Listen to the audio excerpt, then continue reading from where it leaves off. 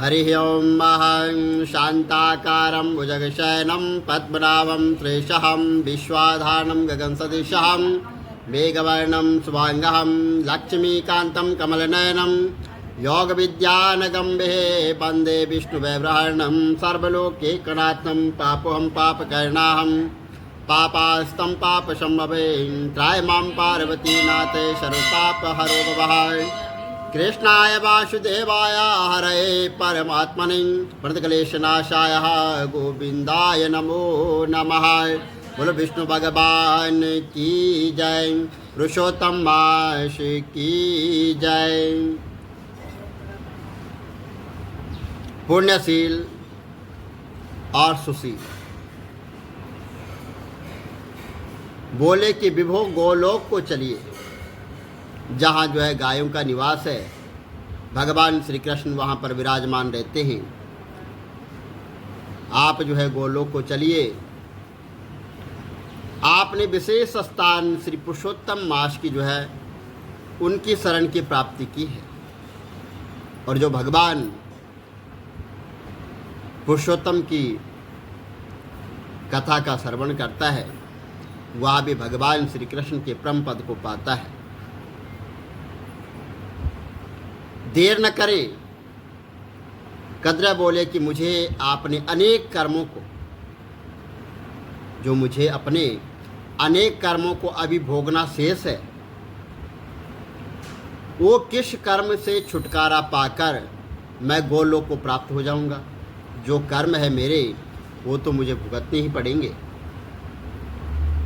और ऐसा कौन सा कर्म है जिसको बिना भुगते हुए मुझे गोलोक प्राप्त हो जाएगा।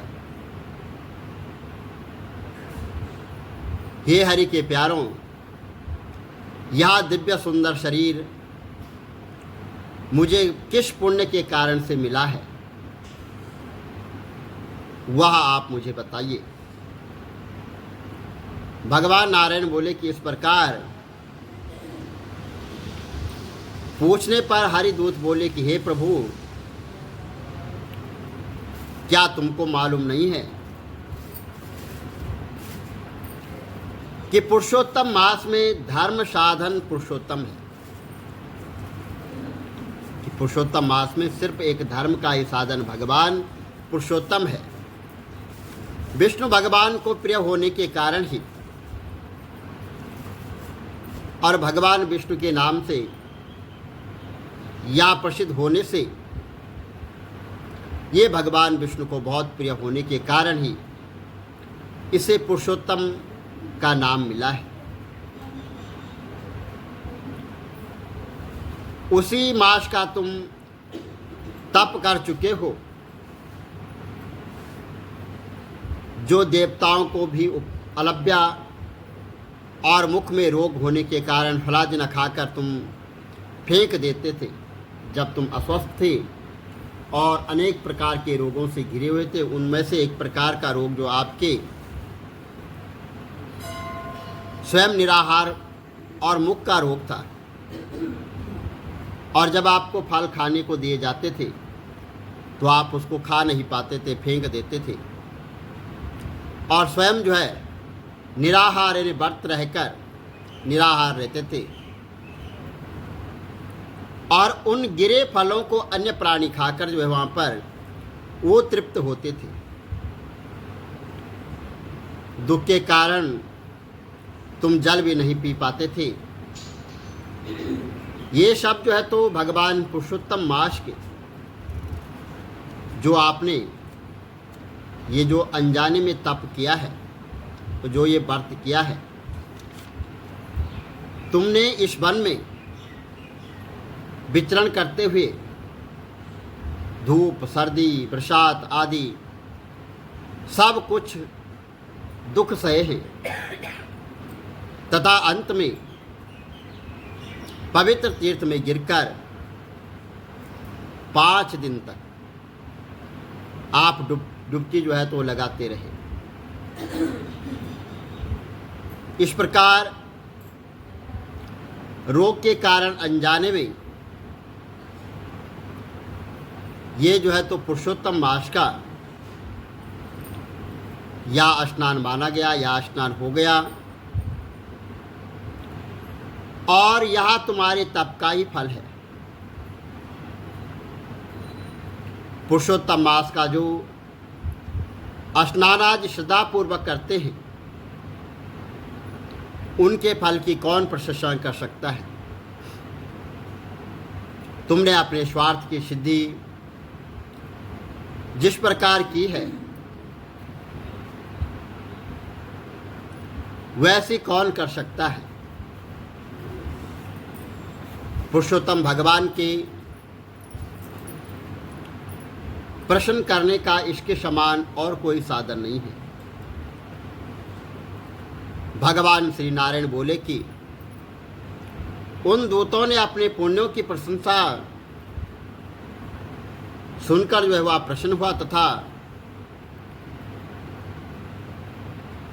उसने अपने आस्थान के देवता तथा जो पर्वत था कलंजर एवं पेड़ों को प्रणाम करके विमान की परिक्रमा करके वह विमान पर बैठ गया, और देवताओं ने जो है फूलों की वर्षा कर किन्नर गंधर्व वहाँ पर स्तुति ब्याजादि बाजा बजा रहे थे। उस विमान में बैठकर गोलोक को चला गया, जिसमें जाकर फिर लौटना नहीं पड़ता है। वहाँ पर दो भुजा वाली भगवान श्री कृष्ण के दर्शन कर आनंद से गौ सेवित उस गोलोक में रहने लग गया। भगवान श्री नारायण बोले कि देवता इस मास के चमत्कार को देखकर प्रशंसा करते अपने अपने लोक को चले गए। नारद जी बोले कि हे ऋषियों, मैं श्रेष्ठ अपने दिन के प्रथम भाग के कर्म आप कहिए, अब दूसरे भाग के कर्म कहिए। तो नारायण बोले कि प्रातः काल कर्म करने के बाद मध्य संध्या करें, तिल से जो है तर्पण करें, पंच यज्ञ करें, भूत बलि, गौ बलि और कुत्ता आदि को दे, तथा द्वार पर आकर गोदोहन काल तक अतिथि को देखे और मिलने पर अन्न जल से उनका सत्कार करें। ब्रह्मचारी, सन्यासी तथा भिखारी को यथाशक्ति अन्नदान करें। उसके बाद पूर्वाभिमुख होकर शुद्ध वस्त्र धारण कर शुद्ध स्थान पर बैठकर और स्वस्थ होकर प्रसन्नचित होकर भागवत प्रसाद का भोजन करें। भोजन एक पात्र में 2 जने न करें, जो केवल अपने लिए ही रखें। जो कांसे के पात्र में रखकर खाता है, उसकी आयु, बुद्धि तथा यश तथा बल बढ़ते हैं। भोजन से पूर्व 5 ग्रास गौ, कुत्ता, कौवा, अभयगत, पिपलिक आदि को इनको देवें। पहले मीठा, नमकीन, खट्टा, बीच में कड़वा, गर्म, अंत में जो है भोजन करें, तथा पतला पदार्थ पहले कठिन वस्तु के बीच में और अंत में पतला पदार्थ खावें। सन्यासी को 8 ग्रास, वानप्रस्थ को 16, गृहस्थ को 32 एवं ब्रह्मचारी को यथारुचि ग्रास खाने चाहिए। ब्राह्मण शास्त्र विरुद्ध भक्ष भोजन न खावें, और भोजन करने के बाद जल दान कर पितृगणों को जो है हम पर तृप्त करें। कुला करके हाथ शुद्ध करें। पेट पर हाथ फेरकर आहार पाचन के लिए अगस्त्य, कुंभकर्ण, शनि, वड़गावनी एवं भीमसेन का स्मरण करें। फिर भगवान श्री कृष्ण को प्रसन्नतापूर्वक स्मरण करें। मुख शुद्धि के लिए पान खावें। इस प्रकार कार्य के बाद श्रेष्ठ शास्त्रों का अध्ययन करें, और आजीविका न होने पर भी 2 घड़ी तो स्वस्थ मन होकर आध्यात्म विद्या का श्रवण ध्यान करें। उसके बाद भगवान का ध्यान कर अपने कारोबार व्यापार में लगें। जब सूर्य अस्त होने वाले हो तब घर में आकर या तीर्थ में संध्या वंदन करें। संध्या समय टल जाने पर अर्धरात्रि तक अवश्य संध्या करें। जो नियम से संध्या करता है वह तेजस्वी होता है। संध्या के बाद तारे निकलने तक गायत्री मंत्र का पाठ कर सूर्य तथा दिशाओं के देवताओं को नमस्कार करके और फिर नौकर या घर के अन्य सदस्यों सहित थोड़ा भोजन कर शयन करें और प्रदेश में या पश्चिम की ओर सिर करके सोएं, उत्तर की ओर सिर कभी न करें। सुखपूर्वक शयन के लिए अगस्त, माधव, महाबली, मुचुकंद, कपिल मुनि तथा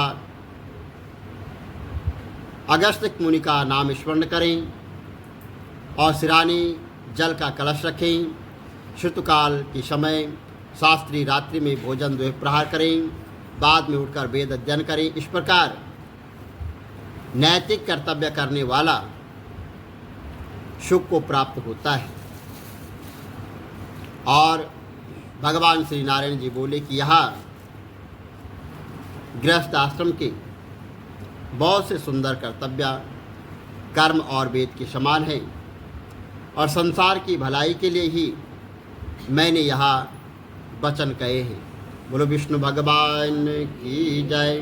श्री कमल नेत्र कटी पीताम्बर अधर मुरली गिरधरम मुकुट कुंडल करलोट के असाम रे राधे वरम श्री कोल यमुना सकल गोपियन के मन हरम पीत वस्त्र गरुड़ वाहन चरण शुक नित सागरम करत केल करोल निस्ति कुंज भवन उजागरम अजर अमर अडोल निश्चल पुरुषोत्तम अपरापरम दीननाथ दयाल गिरधर कंस हीणा कुशहनम गल फूल माल विशाल लोचन अधिक सुंदर केशवम वंशीधर वसुदेव चायो वाल चलो हरि वामनम जल डूबते गजराक लीनो लंका चे जो रावणम सप्त दीप नव खंड 14 भवन कीनो